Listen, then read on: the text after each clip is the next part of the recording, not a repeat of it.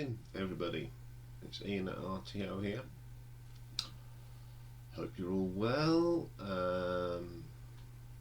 We'll have some exciting news again later today on the chat catch up. I'm not telling you now. But today is Thursday, which means we do then and now.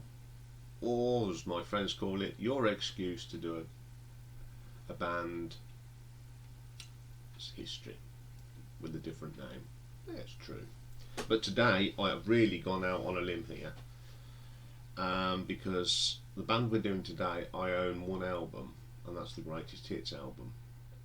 But I thought I would have a listen to their other stuff and compare their first and current album and pick out some of the tracks that I like on the others. We're talking about Mötley Crüe. Now, what inspired me to do this one was that on Netflix there's their film The Dirt, so I gave it a watch, and it was for one of these band films, because there are some absolute stinkers out there. It wasn't too bad. It's quite watchable. So I thought, okay, let's have a really dive look at their music. So Mötley Crüe formed in Los Angeles in 1981, founded by bassist Nikki Sixx, that's not his real name as we know, and the film tells you how he got to change his name, and drummer Tommy Lee. The lead guitarist was Mick Mars, and lead singer Vince Neil.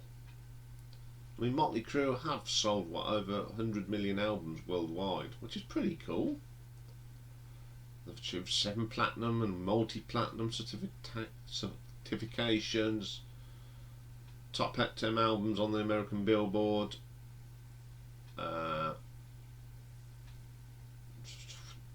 top 40 mainstream hits, 22 for top 10 hits.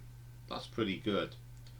They've not had many people in the band. They had, when Vince Neil left, they brought in John Corabi, who was with the band from 1992 to 1996, and then drummers Randy Castillo did the live album, and a very good young lady called Samantha Maloney, who toured with Mötley Crüe, while Tommy Lee left between 1999 and returned in 2004.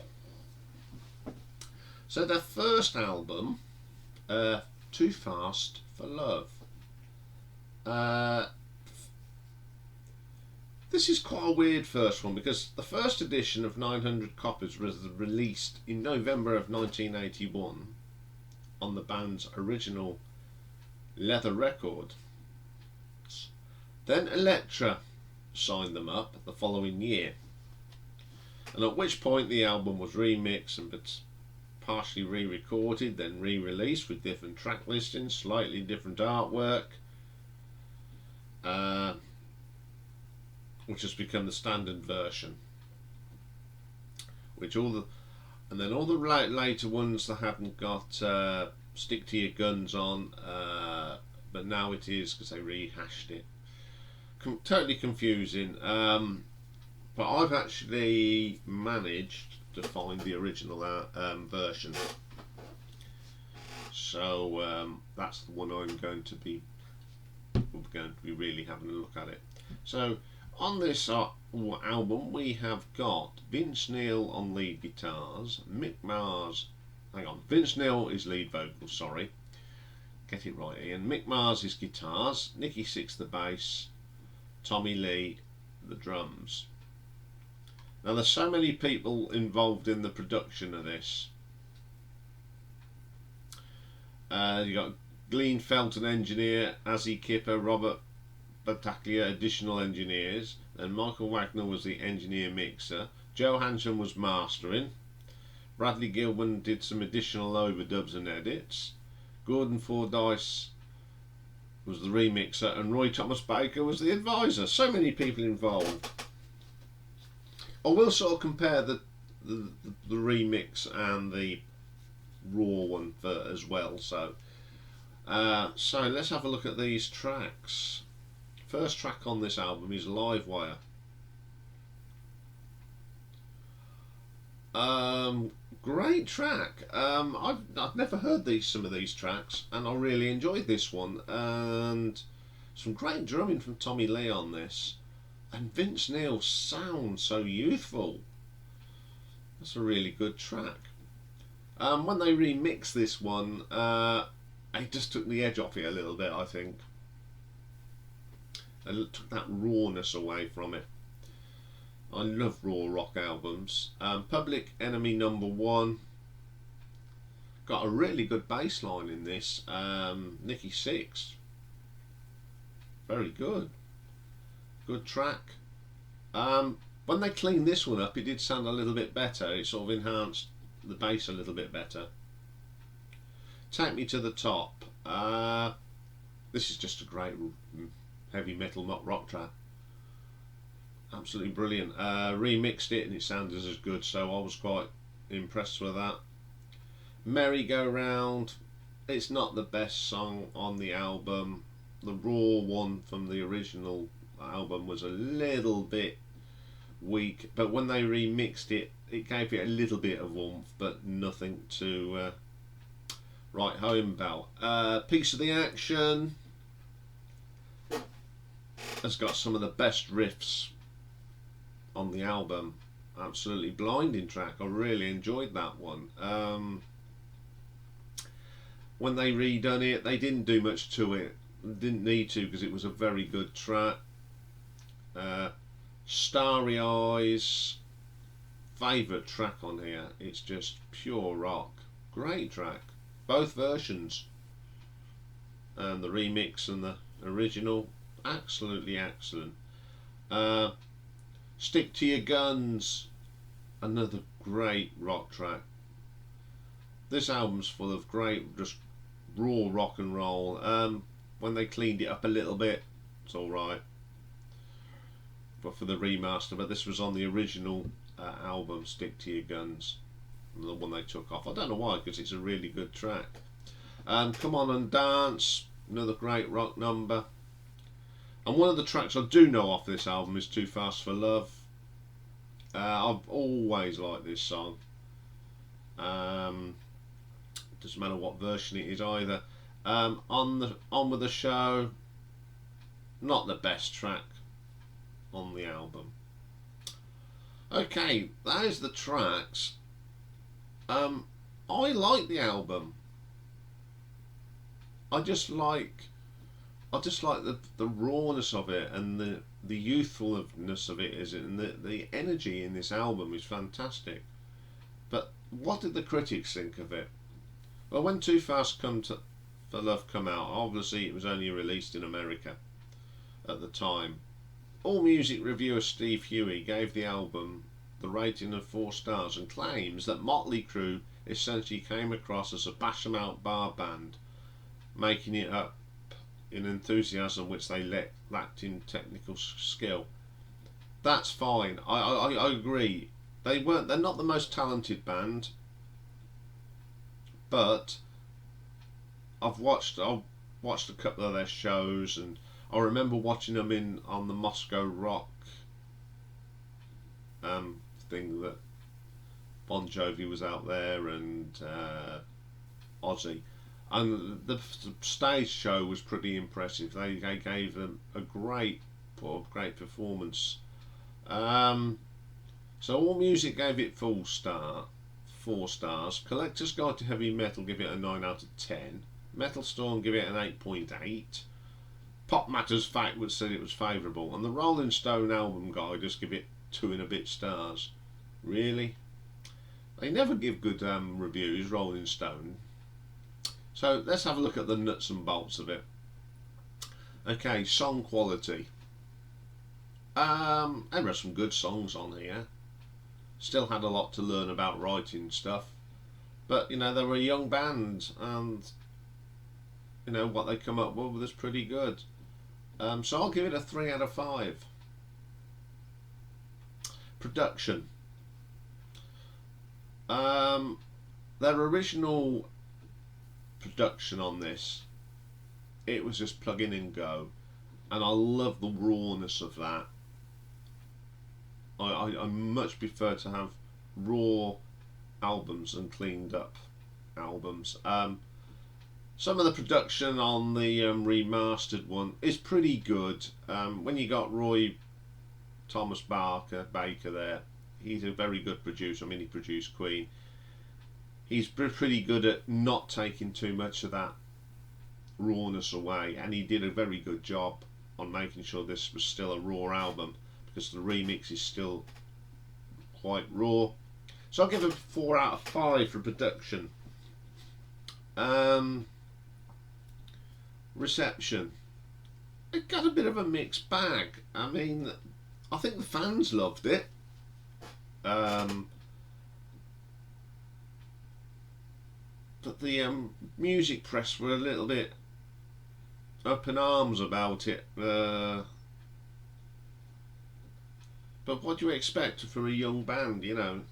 You can't go into the studio in your first album and write, you know, the best rock album in the world. Okay, there's 1 or 2 bands that have had great debut albums. Well, this is not a bad debut album. I just love the energy with it. That's what I like about it. So I'll give you the reception a 3 out of 5. So that gives us an RTO ranking of 10 out of 15. Okay, time to get into the Thursday time machine. And we're going to go 27 years into the future, and we're going to land up in 2008 to the album Saints of Los Angeles. It's the 9th album that was released by Mötley Crüe on the 24th of June 2008. It was the first full-length studio album from the original lineup since 1997's Generation Swine, and followed the return of the great drummer Tommy Lee. He is a good drummer, and it'd be their final one before their hiatus from 2015 to 2018. So on here, of course, we've got Vince Neil, Mick Mars, Nikki Sixx and Tommy Lee. We've got some additional musicians as well. We had James Michael on keyboards, Marty Fredrickson and Melissa Harding did some backing vocals. So did Josh Chobb, Jabby Shaddix, James Mitchell, Chris Taylor backing vocals on the gang vocals of Saints of Los Angeles. This was produced by James Michael. Okay, the first track on here is just a little intro thing. It's called L.A.M.F. You know what that may stand for. And it's basically an introduction of a welcome to Los Angeles, blah de blah de blah. It's alright. Second track, Face Down in the Dirt. Now, I'd never heard any of this album up until last week. Yes. And I love this track. It's absolutely belting. Great rocker. The band sound on the top of their game. You know, Mick Mars, and Nikki Sixx, Tommy Lee sound absolutely fantastic. Even Vince Neil's voice sounds alright on that. Pretty good. What's It Gonna Take? Oh, it's just generic rock music, that is. It's not particularly entertaining. Then we get Down at the Whisky, a song written all about where it all started really for them at the Whisky a Go Go. Nice vocal from Vince. You got to allow for him that he's had a torrid old life, rock and roll life, and his voice is shattered, but he still tries to give it all, and I've got a lot of time for people that do that. He tries his best, and it's a lovely song because it's all about their starting. Saints of Los Angeles, typical Mötley Crüe track, I'd say. It sounds really good. It's pretty solid track. Okay, here's a track that I have to swear on, folks. I do apologise. You know that I will not swear unless I have to. This is called Motherfucker of the Year. I don't think the swearing is necessary on this track at all. Now, when you're in your 20s, yeah, it sounds really good, but when you're all of a certain age, it's not cool anymore. And that's what I think of that track. Animal in Me as the next track. Really good track again. These are all really good good tracks. But Vince's voice did suffer on that one a little bit. Welcome to the Machine. Oh, Mick Mars. Oh, great guitar work on this. I don't know if it's that you can actually see what he's doing, but he really does play well on that track. Really good track. Just Another Psycho. No, not for me. Now, Chicks Equals Trouble. Okay. Back in the day, at their heyday, they could get away with singing songs like this. But when you're 55 plus, I don't think it looks cool to sing about girls of 20, and they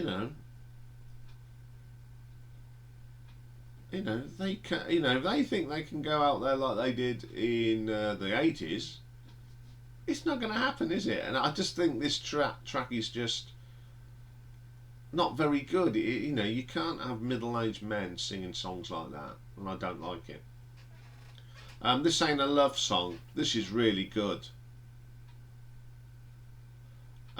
Great riffing from Mick Mars. Well, the only thing I think there's too much swearing on it. Pointless swearing as well. White Trash Circus. Musically, it is fantastic, but Vince sort of really tried to push the barriers out, and it just didn't work for him. Going Out for a Swinging. Oh dear, I just can't. Guys, you can't go around singing about these songs now. You're mature men. It doesn't sell your image. I'm not a prude, don't get me wrong, but do you expect bands in their 20s to sing lyrics about all that sort of stuff? Not old men. Sounds a bit creepy. Okay, musically, to me, this album sounds really good and well produced. The guys that sound as good as ever. It is what I've listened to all the other albums, and I say this is probably their best album for a long, long time. But I don't like the album. These men are in the late 50s, I said, and early 60s, and they're trying to write lyrics if they were 20, and it just doesn't sound right. They're not going to start, as I said, date girls of 19 and 20 years old now. So that's my opinion of it. Let's see what the proper professionals think about it. It was made with mixed or average reviews from critics. All Music said, this was James Christopher Monger wrote, Mötley Crüe have been trumpeting their hedonism for so long and loudly that it has become more of a caricature than the way of life. And while Saints of Los Angeles is the best thing they've laid down to tape since their codpiece heydays, it's more of a walk down memory lane Sunset Strip than a legitimate call to arms. I think that's a fair point. Bram Teidelman of Billboard said, well, not every song is a winner. The title track and the sleaze anthem, This Ain't a Love Song, are standouts. And I sort of half agree with that. So, All Music gave it 3 stars, Billboard gave it favourable, Los Angeles Times 1 and a bit stars, Music Box Review gave it a 90 out of 100, Now gave it a 1, Pop Matters 2 people and 1 gave it 5 stars, the other gave it 8 stars. Q gave it 2. Rolling Stone gave it 3. Blimey. Sputnik Music gave it a 3-star and uncut 2. On the it actually got into the UK album charts. Got into the OCCs at 78. The UK rock and metal charts got to number 6.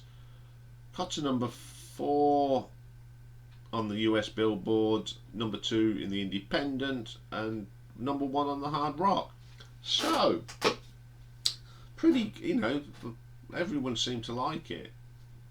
And it is a good album. Okay, let's have a real scrutinise of it. Song quality.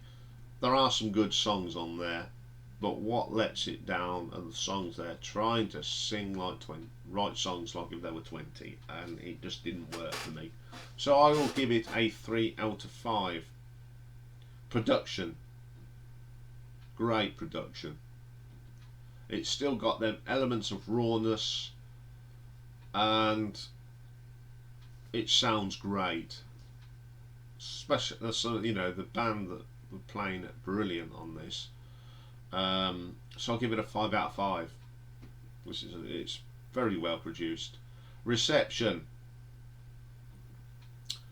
I think it went down really well with everybody. The critics, the fans, and I don't mind it. I think it's quite a good album. I've only listened to it 3 times, and I've got it in my library on Spotify. So it's made a bit of an impact on me. So for reception, we'll give it a 4 out of 5, which gives us an RTO ranking of 11 out of 15. So it just pipped the debut album. But you got to remember, I think they're both very good albums. You got to go back to 81 when they recorded that first one. Raw, enthusiastic rockers. This is the mature rocker. Okay, they still think they're 20, but on the whole, I think they're both reasonably good albums. And I'd never really heard them. So what do they do in between? Well, as you know, none of these albums. So this was although the hits I sort of know. So this was a real eye opener for me. So here we go. The next one after the debut was 1983's Shout at the Devil. First track in the beginning, just one of them intros, waffles on too much for me. Then we get Shout at the Devil. Yeah, I like this one. Always have. Sounds brilliant. I love it. Looks at Kill. I think that was just that sounded to me a bit mediocre. Another swear, I'm afraid. Bastard. Got some nice rum riffs. Special, I don't think. Then we get a little guitar solo thing from Mick Mars. God Bless the Children of the Beast. Yeah, it's alright. Helter Skelter, the Beatles cover. It's not a bad version, but when it goes into the guitar solo, it just goes off on something that's got nothing to do with the song, and it doesn't fit with the song to me, being a bit of a Beatles fan. Red Hot. Ooh, Tommy Lee's drumming on that. He's fantastic. Too Young to Fall in Love. Classic. One of the best songs from Mötley Crüe. Knock 'em Dead, Kid. Generic rock. 10 Seconds to Love. No. Danger. Just a typical 80s power ballad. Okay, then a bit of a break, bit of touring I suppose, and then in 1985 they came up with what is their most commercial and most successful album, Theatre of Pain. Now my impressions of this, it's just overproduced again. Stop it. You know me and my overproduced. City Boy Blues. It's a nice song, but too clean. Then we get the cover of Smoking in the Boys' Room. Yeah, I've always liked that song. Quite a catchy tune. Louder Than Hell. Another typically overproduced 80s rock song. Keep an Eye on the Money, more generic rubbish. Home Sweet Home, oof. It's the song I skip on my Greatest Hits album all the time. I don't like it. Tonight, it's not a bad track, even though it's overproduced. It sounds alright to me. Use It or Lose It. It's got some great guitar in this.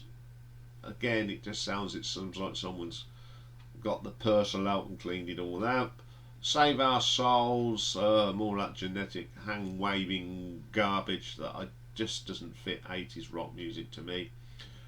I know there's a lot of you guys out there that love your 80s rock, but it's a bit of a debatable question for me. Raise Your Hands to Rock, same as Save Your Souls, all that hand clapping rubbish. Fight for Your Rights, again, it does nothing for me. Okay then, next album out of the blocks was from 1987, Girls, Girls, Girls. Production on this is a little bit better, I think. They've ditched the cleanness, they've just tried to go back to writing some really good rock songs, and they sort of did on this one. Wild Side, great track. I just love the video to this. It's the drum cage thing. That's incredible. How he keeps playing going upside down, I don't know. Then we get Girls, Girls, Girls. Yeah, got some nice riffs on this track, you know. We all love that one. Dancing on Glass. I've still got a little bit of the 80s garbage, as I call it. Bad Boy Boogie. This is great. Nothing to do with the AC/DC version, but it's still a good little boogie track. Nonna, and one of my other gripes in music, nonsense bits of music. There you go, Nonna's one of them. 5 Years Dead, solid track, very, very good, nice rocker. All in the Name Of, great little rocker, some great drumming from Tommy Lee on that, nothing wrong with that one. Something for Nothing, more of that generic rock sound from the 80s. All You Need, it's alright. And then you get a live version of Jailhouse Rock, which is pretty rubbish. Next album, I'm not going to say if it's my favourite or not, because I'm sure out of these then and nows, we always seem to get one person who says, well, come on then, do a proper album ranking. So that's why I don't say if it's my favourite or not. So the next one is from 1989, Dr. Feelgood. All I'll say is that I've now put this in my library.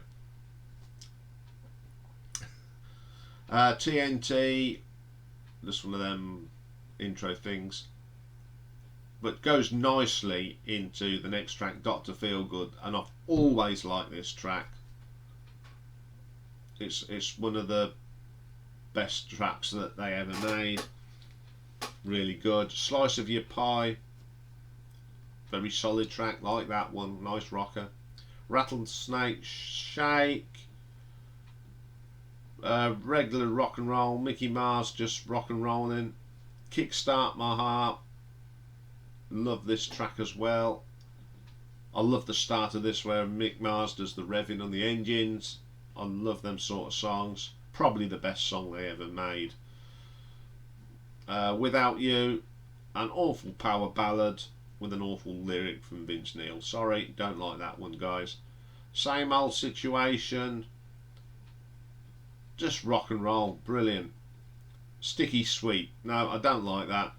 I just don't like the lyric. It's just, yeah, a bit perverse for me. She Goes Down, it's a bit of a filler again, and the lyrics are quite crude. Don't Go Away Mad, that's okay. Time for Change, a bit of a cheesy ballad. Okay, come 1994, while I have a drink,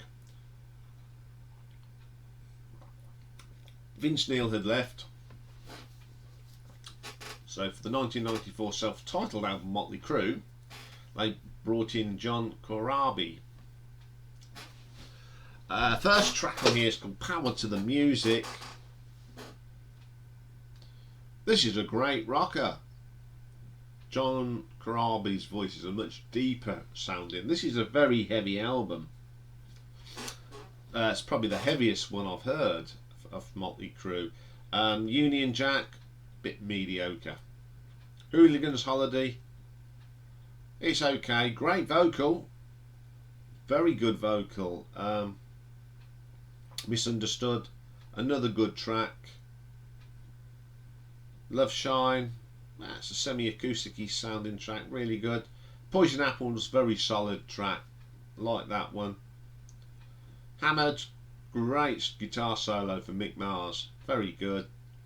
Death is Still Part, very solid track. Welcome to the Numb, very good. Smoke in the Side, that's alright. Dropping Like Flies is pretty good. And Drift Away, there's nothing wrong with that one either. So, next album up, 1997. Vince Neil's back. So we've got that classic lineup of Vince Neil, Mick Mars, Nikki Sixx and Tommy Lee. This album, Generation Swine, for a start I don't like the cover. Oh, if I do another Shockers album cover one, I think that'll be in the mix this time. I think that's hideous. Find Myself, the lyrics are horrible and the song's horrible. Afraid, I don't like this. And in fact, the whole album, Flush, Generation Swine, Confessions, Beauty, Glitter, Anybody Out There, Let Us Pray, Rocket Ship, A Rat Like Me, an awful re-recording of Shout at the Devil. How can another band that's mothered their own song? And Brandon, in all honesty, this is one of the worst albums I've heard. The lyrics are terrible. I just don't like it. I listened to it once, and unless I have to listen to it again, if I have to rank them on a ranking show, I probably won't bother ever again. It's a terrible album. 2000. By this time, Tommy Lee had left, so they brought in Randy Castillo, really good drummer. So you got Vince Neil, Mick Mars, Nikki Sixx and Randy Costello. Again, this is not the best album in the world. Highlights to me on this are the first two tracks, Helen High Heels and Treat Me Like a Dog. The rest are just mediocre songs. Nothing special, just churning out songs for the sake of it, and there's nothing there that makes me want to listen to it. You got New Tattoo, Drag Strip Superstar, First Band on the Move, She Needs Rock and Roll, Punched in the Teeth by Love, Hollywood Ending, Fake, Porno Star. But the best track on the album is a Tubes cover, the White Punks on Dope. Best track on the album. Now this comes with it looks like it comes with a bonus track. It's a bit of a live one, and the reason I mention this is the tour that Samantha Maloney toured with them, and I'm going to mention it because she is a good drummer. I mean, you get 6 tracks on here. You get Kickstart My Heart, Same Old Situation, Dr. Feelgood, L High Heels, Live Wire and Punks on Dope. Her drumming's brilliant, but Vince Neil's singing is just terrible. So then we went, that's it, that's Mötley Crüe in a nutshell. I think I understand why I've only got the greatest hits now. Well, I've got now Dr. Feelgood and the latest one. But if you want me to do a full ranking, just pop it in the comments and I will do a full ranking. And if you think I should be listen to more of Mötley Crüe, please make your comments as well. Okay, that's this episode all wrapped up. We've got other things to come today. We've got the album artwork, the cultural show of the week, and this is actually a viewer's request, and it's quite bizarre as well.